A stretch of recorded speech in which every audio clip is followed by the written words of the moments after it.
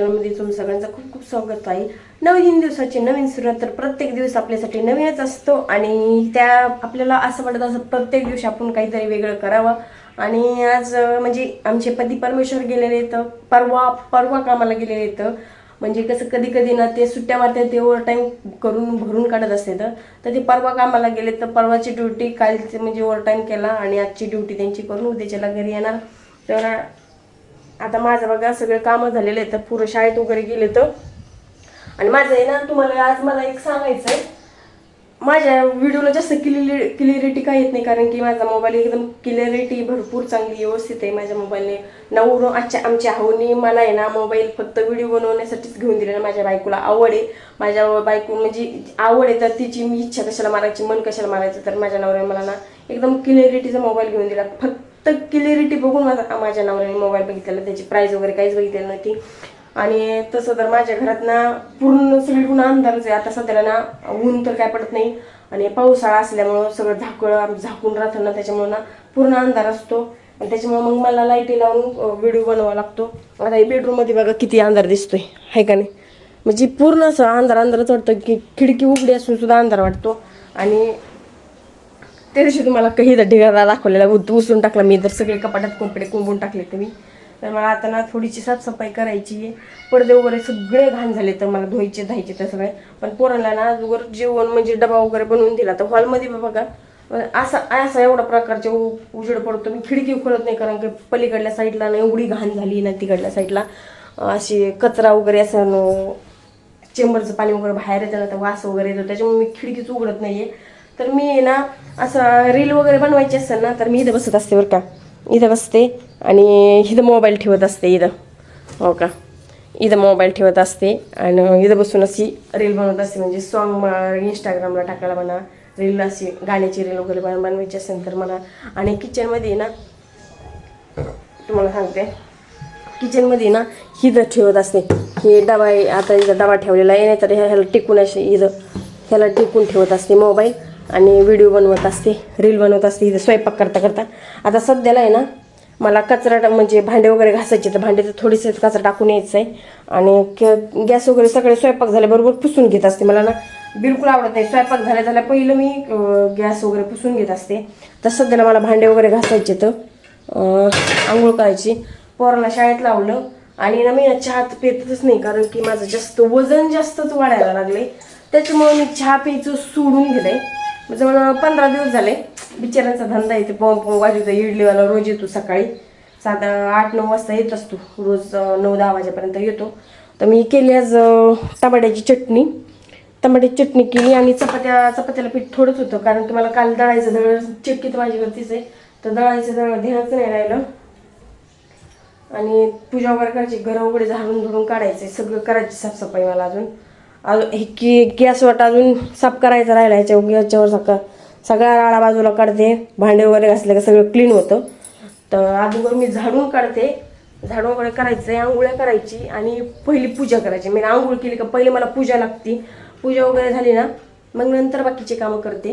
बाकीचे काय अगोदरचं स्वयंपाक वगैरे झालेलंच असतो सगळं झालेलं असतं. फक्त मला आता झाडून काढून आंघोळ करायची आणि पूजा करायची झालं मग निवांतच. मग दिवसभर आपली ती TV बघत असते काही व्हिडिओ एडिट वगैरे करायचे असते ते करत असते अपलोड करत असते. कारण की माझं नेटवर्क एवढं स्लो आहे ना व्हिडिओ अपलोड करायला भरपूर प्रॉब्लेम होतो. व्हिडिओज म्हणजे लवकर अपलोड होते. एक व्हिडिओ म्हणजे 5-6 मिनिटाचा व 10 मिनिटाचा व्हिडिओ अपलोड व्हायला त्याचा अर्धा-पाऊण तास 1 तास लागतोच अपलोड व्हायला. कधी कधी मी अपलोड केलं ना मग खाली जात असते संध्याकाळच्या टायमाला 5-6 वाजता खाली गेलं मग पटकन अपलोड होतो. आणि आम्ही गावाला गेलतो ना तेव्हा भगवान बाबाची मूर्ती आणलेली हे बघा म्हणजे फोटो आणलेला भगवान बाबाचा. आणि इकडं माझ्या माहेरात दिलेली म्हणजे माझ्या माहेरात पाचमुखी महादेव ना तिथं मला दिलेली ती फोटो म्हणजे सगळ्या जेवढ्या माहेरवासिनी होत्या ना तेवढ्या सगळ्यांना ते फोटो दिलेले. माझ्या म्हणजे सगळ्या बहिणींना दिले जेवढे 1000 रुपये भरले ना तेवढ्याला सगळ्यांना पैसे म्हणजे फोटो आणि साड्या दिलेल्या आहे. तर माझ्या एका बहिणीला म्हणजे संगीताला फोटोच नाही भेटला. तर बघा आणि स्वाप आहे ना आम्ही ना ह्या स्वाप्याला आहे ना हे केलेलं 2-3 वर्ष झालं याला ना कवर टाकलेलं वरनं म्हणजे आतलं कवर वेगळंच आहे आणि हे वरनं परत 1100-1200 रुपयाचं हे कवर बसवलेलं. आणि असा सोफा भेटतच नाही आता सहजासहजी ना. लाईटच लावते, थांबा जरा. लाईट लावलं ना जरा क्लिअर वाटतं, म्हणजे मग कसं कधी कधी नाही तर म्हणजे असं अंधाराचं असं वाटतं, मग ते कशी व्हिडिओची क्लिअरिटी कमी येते. त्याच्यामुळं आता मी माईक पण नाही आहे माझ्याकडे. आता मी ठरवलंय माईक, कारण की खिडक्या वगैरे सगळे बंद असल्यानंतर माईकची गरज लागत नाही. पण खिडक्या वगैरे उघड्या असल्या, बाहेर कुठं व्हिडिओ रील शूट करायचं असेल, व्हिडिओ बनवायचा असेल तर माईकची गरज असतेच. कारण की पूर्ण बॅकग्राऊंडचाच आवाज जास्त येतो आणि आपला आवाज कमी येतो, वाऱ्याचा म्हणा कशाचा म्हणा, तर आपला आवाज कमीच येतो. तरी तुम्हाला हे सांगायचं होतं, असा सोफा आहे ना भेटतच नाही. हे आहे ना म्हणजे आमच्या होनी सेकंड हँडमध्ये घेतलेला असा सोफा घ्यायला तर जवळजवळ 15,000 रुपये लागतातच.